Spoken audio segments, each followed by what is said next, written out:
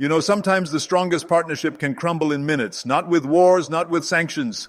It breaks with one meeting, one refusal, one man who looks power in the eye and says no. And tonight, we're diving into that moment. The moment when Donald Trump did something unprecedented. He didn't blame a country. He didn't blame policies. He blamed one Indian. In his own words, that single person destroyed America-India relations. So who is this man? What happened in that room where cameras weren't allowed? And how did one conversation change the trajectory of two superpowers? This isn't about trade numbers or defense deals. This is raw. This is personal. This is about the collision between American expectations and Indian pride. This is about one voice that refused to bend and made the most powerful man on earth take it personally. So stick with me, because once you hear what really went down behind those closed doors, you'll never see global politics the same way again. Look, it wasn't that long ago when India was just another developing country. That's the polite way the West used to say, not important. They saw poverty, they saw chaos, they saw a nation grateful for whatever attention it got from the big players. What they completely missed was the hunger, the determination to rise. Today, India isn't asking for permission anymore. The International Monetary Fund says India is now the fastest growing major economy on the planet. While Europe fights recession and America worries about inflation, India is building. The numbers don't lie. GDP growth is outpacing Germany, Japan, even the U.S. itself. This isn't just recovery, this is dominance.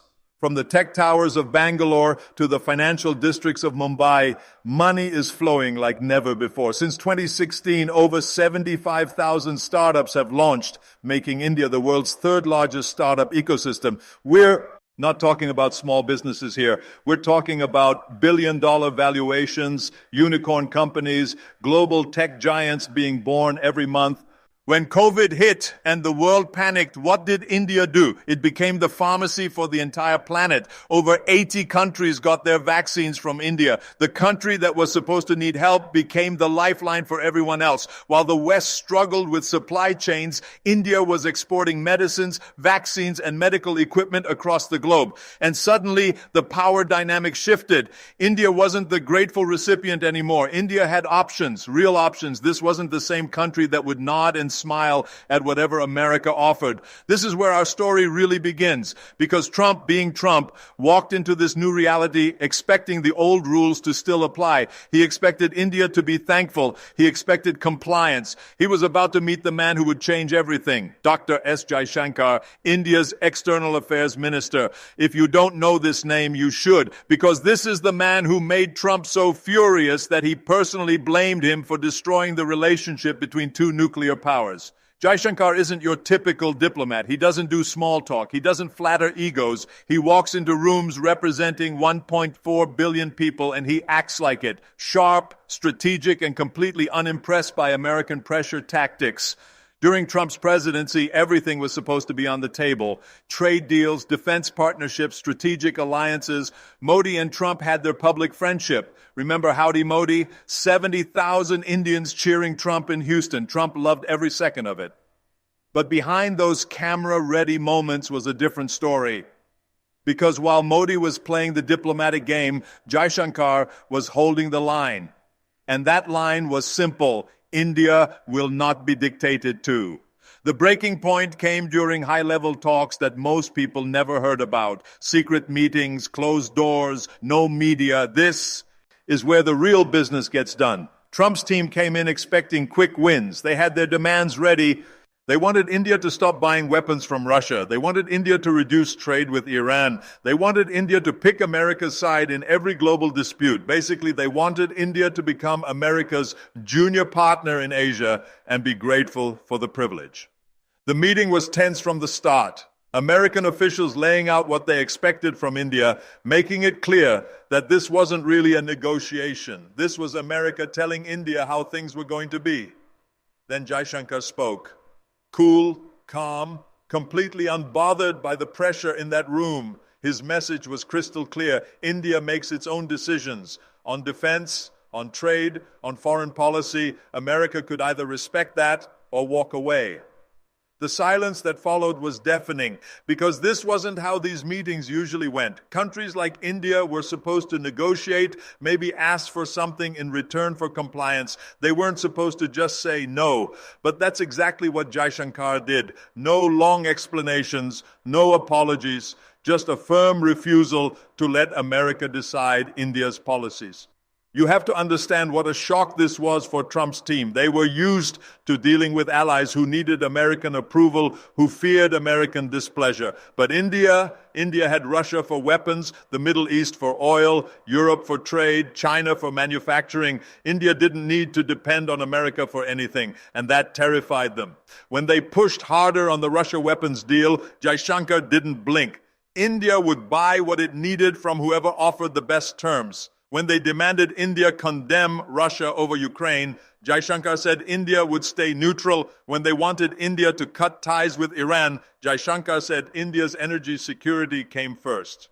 Every American demand met with quiet, unshakable resistance. This drove Trump absolutely insane, because Trump's entire foreign policy was built on personal relationships. He needed world leaders to like him, to seek his approval, to make him feel important. But Jaishankar, he treated Trump like any other world leader, equal, not superior. For Trump, being treated as equal felt like disrespect. The final straw came during defense talks. America wanted India to cancel its purchase of Russian S-400 missile systems. These are some of the most advanced air defense systems in the world. India needed them. Trump's team made it an ultimatum: buy American or face consequences. This kind of pressure usually worked. Most countries would cave rather than risk American anger. Jaishankar's response was ice cold. India will make decisions based on India's interests. That's what sovereign nations do. Sovereign nations, those two words hit like a bomb in that room, because what Jaishankar was really saying was, we're not your colony, we're not your puppet, we're an independent country that makes independent choices. And Trump took it very, very personally. After that meeting, everything changed. The public smiles continued for a while. Modi and Trump still appeared together at events. But behind the scenes, the relationship was freezing over. Trade negotiations that should have been straightforward suddenly became impossible. Defense cooperation hit roadblock after roadblock. Trump started complaining publicly about India's trade practices. He ended India's preferential trade status. He began talking about India like it was an adversary instead of an ally. Then came the moment that revealed everything.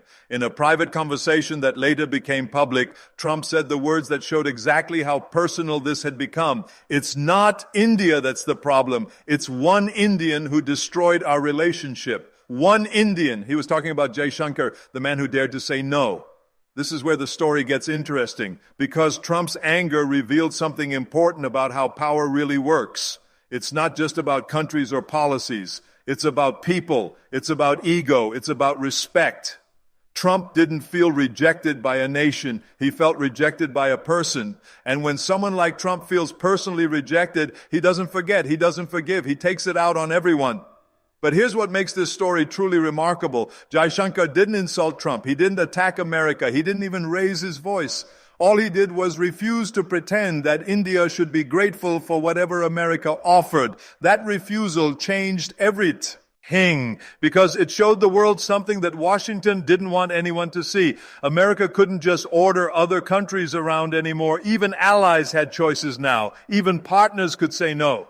And when India said no, it didn't collapse. It didn't get punished. It got stronger.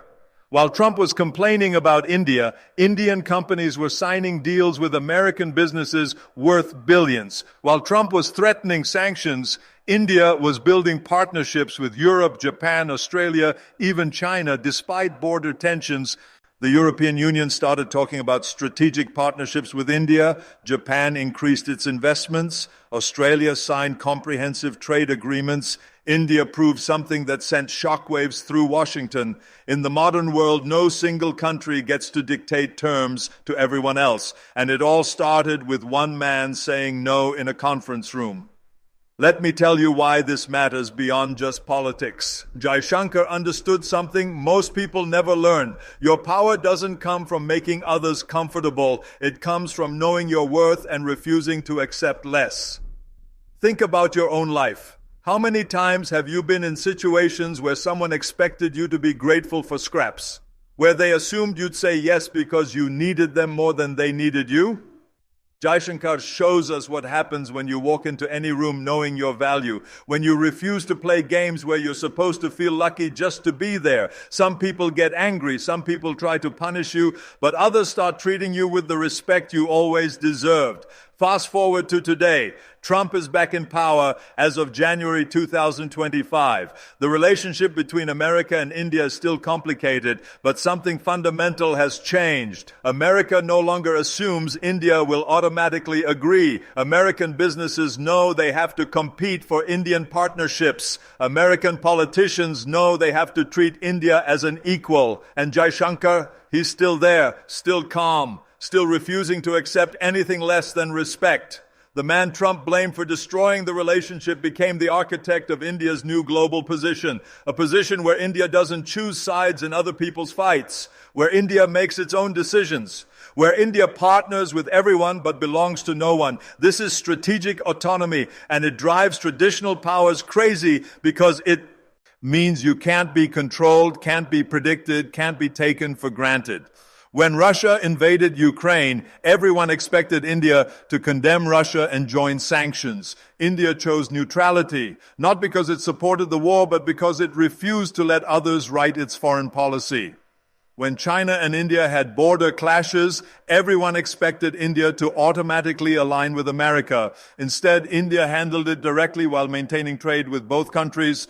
But this story goes beyond Trump and Jaishankar. This is about how power shifts in the modern world. For 70 years, global relationships worked one way. America set the rules, everyone else followed. If you followed well, you got rewards. If you didn't follow, you got punished.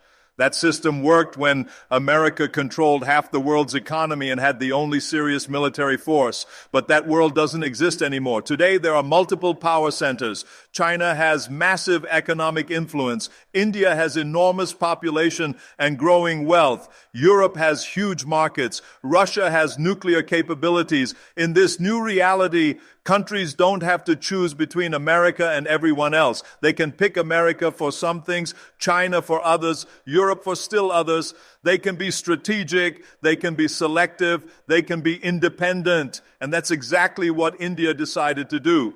When America said, choose us or China, India said, we'll choose what's best for India. When America said, buy our weapons or face consequences, India said, we'll buy the best weapons regardless of source. When America said, support our position on Russia, India said, we'll support peace, not sides. This wasn't anti-American policy. This was pro-Indian strategy. But to Trump, it felt like betrayal because he was used to countries needing American approval to survive and prosper. The U.S.-India situation wasn't unique during Trump's presidency. He had similar conflicts with Germany's Angela Merkel, France's Emmanuel Macron, Canada's Justin Trudeau. The pattern was always identical. Trump would meet foreign leaders expecting deference. When he got partnership instead of submission, frustration would build. When he got independence instead of compliance, anger would explode. And usually he'd blame one specific person, not the entire country, not the system, one individual who had the audacity to treat him as an equal rather than a superior. Here's why this story matters beyond international politics and diplomatic drama. It's about how power works in your personal life. Every single day you walk into situations where people expect you to accept less than you deserve. Your boss who wants longer hours for the same salary. Your client who demands more work for the same payment. Your relationships where you're expected to compromise your values to keep others comfortable. In those moments, you face the same choice Jaishankar faced. Accept unequal terms to maintain peace, or demand equal treatment and risk losing the relationship entirely. Most people choose the first option. They accept less because they fear losing what they have. They stay quiet because they fear conflict. They compromise their principles because they fear consequences. But here's what Jaishankar understood that most people miss completely. Sometimes relationships aren't worth keeping if they require you to accept less than you deserve. Sometimes peace isn't worth maintaining if it requires silence about unfairness. Sometimes safety isn't worth preserving if it demands compromising your core values. When Jaishankar said no to Trump, he wasn't trying to be difficult or stubborn. He was demanding to be respected as an equal. And respect can never be given as charity. Respect must be earned through strength. Sometimes earning respect requires risking rejection completely. The people who shape history, who change industries, who build movements, who create lasting legacies, they're not the ones who always say yes to everything. They're the ones who know exactly when to say no. They understand that some relationships are only valuable on equal terms. They would rather walk away from bad deals than accept bad deals. They measure success not by what they avoid losing, but by what they refuse to tolerate. So the next time someone questions your worth, your position, your right to equal treatment, remember this exact moment. One diplomat, one conversation, one stand that changed global dynamics forever. Because that's how real change happens.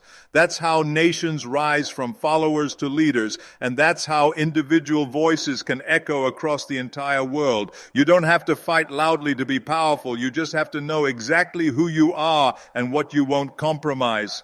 And when pressure comes, when demands are made, when people expect you to shrink to make them comfortable, that's when your character gets tested. Jaishankar passed that test. He showed the world that New India doesn't ask for respect, it commands respect. He demonstrated that dignity isn't negotiable, even when dealing with the world's most powerful leaders. This moment matters because it proves that principled resistance can reshape entire relationships. That standing firm on your values can change how others see you permanently. That sometimes the most powerful thing you can do is simply refuse to accept less than you deserve. Today, U.S.-India relations continue, but they're fundamentally different. They're not hostile, but they're not what they could have been. Both nations still cooperate on many issues while maintaining disagreements on others. India kept buying Russian energy after Ukraine conflict began. America wasn't pleased but couldn't stop it. India continued developing economic ties with China despite American pressure to contain China. Again, America disapproved but had to accept reality. The relationship survives because both countries need each other strategically, but it's now a relationship between equals, not between leader and follower. And that transformation, that shift in fundamental power dynamics, started in that room when one Indian diplomat looked one American president directly in the eye and refused to back down. Trump left office still convinced that Jaishankar had destroyed a potentially historic partnership. Jaishankar continues as India's foreign minister, still believing he preserved India's dignity while maintaining America as a valuable partner. Who was right? History will make that judgment, but one thing is absolutely certain. The world learned something crucial from watching these two strong-willed individuals collide. Sometimes standing your ground means losing some ground, but sometimes losing ground is infinitely better than losing your soul. Sometimes the relationships worth having are the ones that survive your complete refusal to be less than you truly are. In the end, when Trump said it wasn't India that failed America, but one Indian individual, he revealed something bigger than he intended. That sometimes dignity gets mistaken for defiance. That sometimes standing tall means walking away alone. But history will decide whether that was destruction or the beginning of a completely new kind of diplomacy. That's the real truth Trump revealed, whether he meant to or not. In today's world, respect isn't given freely, it's demanded boldly. And the people who demand it might lose some friends along the way, but they keep their integrity intact. And keeping your integrity might be worth more than keeping everyone happy.